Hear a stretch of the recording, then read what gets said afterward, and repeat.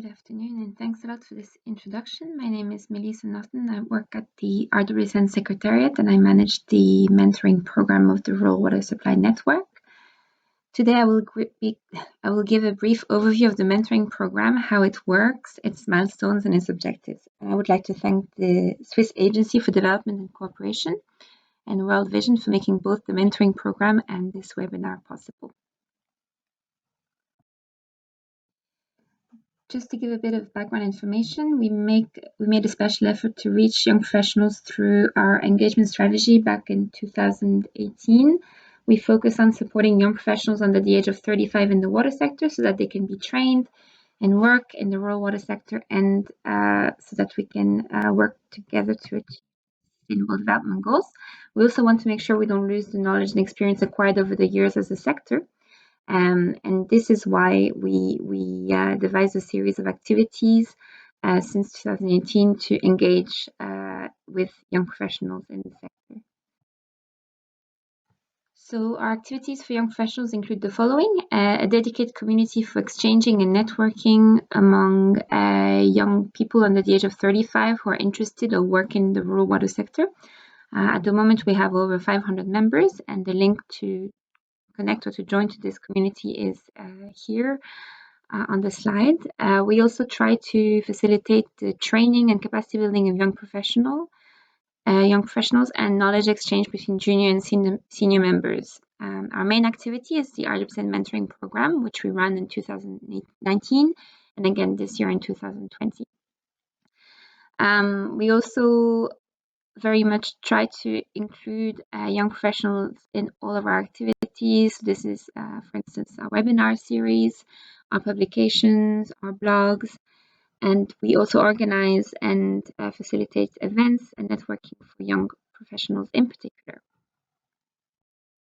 So this year we had over 700 applicants to the RWSN Mentoring Programme. This is both mentors and mentees. And after going through the applications, we matched 339 young professionals with a mentor. Participants were from 94 countries, from Afghanistan to Zimbabwe. You can see the countries with the most participants on the slide. 7 out of 10 of them are in Sub-Saharan Africa. We also have a lot of participants from the UK, from the US, and from India. And we run the program in 3 languages, in English, French, and Spanish. In terms of language, 85% of our participants are Anglophone, and we have a small number of French and Spanish-speaking mentees and mentors.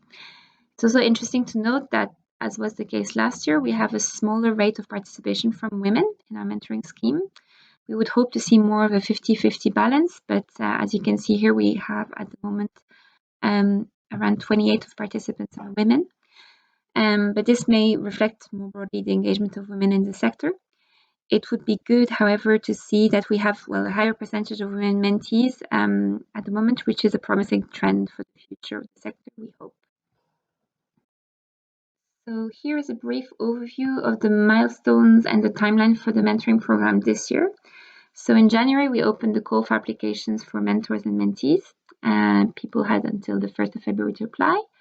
In February, we did the matchmaking for mentors and mentees based on the language that people speak, their professional interests, and their country, the country where they're based.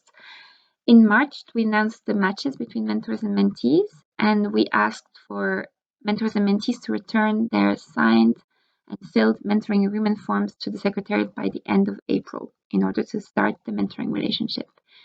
In May, we have a first checking in webinar to share advice and tips for making the most of the mentoring relationship. And in July, we will carry out a mid-year assessment to see whether the objectives you had set yourselves are on track, or how the relationship is going more broadly and what you have achieved and plan on achieving through the mentoring relationship. By December, the mentoring relationship will come to an end, or it can continue if both parties, the mentor and the mentee, agree.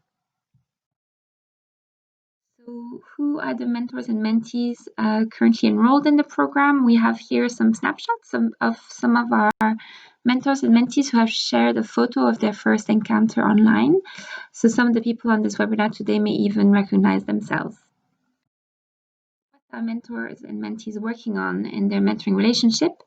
So far we have received 110 mentoring agreement forms. That's roughly 1/3 of the mentees who have enrolled in this year's program. So based on that, we can tell a little bit what people are working on. So the most important, I would say, objective for the mentees is usually to figure out the next steps in their career. So their objective, a lot of people's objective would be to ask the mentor to provide guidance on their professional development, for instance, transition from studies to employment in the water sector or vice versa. Some mentees are also asking for support to develop their own company or to go, for example, into further studies and so on. Another area where we see a lot of mentees and mentors working on is technical and sector knowledge.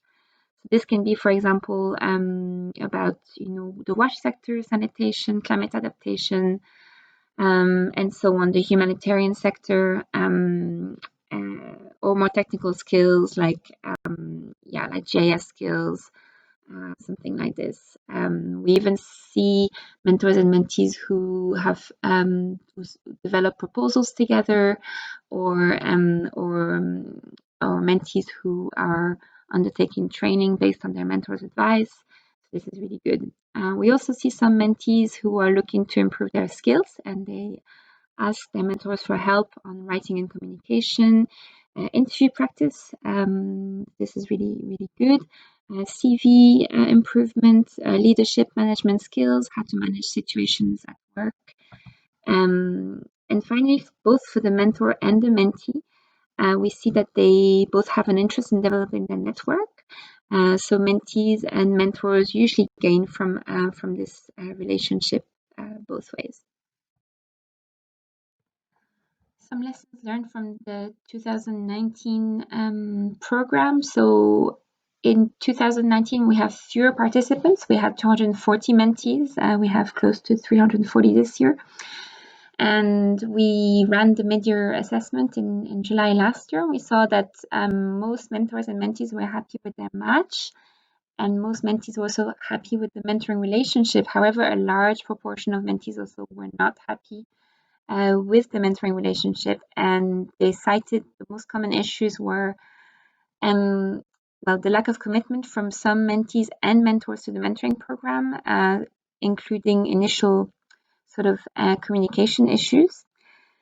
Another issue was that mentees may not be proactive in approaching their mentors with questions, sort of waiting for mentors to make an effort. And finally, mentees and mentors sometimes may not respect the time and the capacity of the other person. So what we're doing differently in 2020, we made the applications more competitive for mentees to make sure that they are motivated. We also try to send out more regular reminders and communications from the RWSN Secretariat to sort of give a reminder that this is ongoing and people should stick to their objectives. We also try to provide an opportunity to interact online with other mentors and mentees and exchange experiences, for example, through this webinar or through other platforms.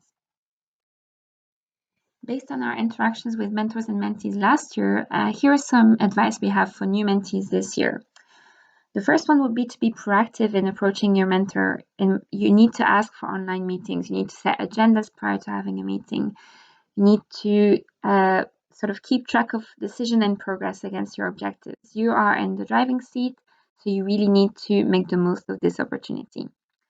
A second tip would be to be respectful of your mentor's time. You should not expect your mentor to be available to talk to you at all times, or you should not expect him or her to call up on you and check on you.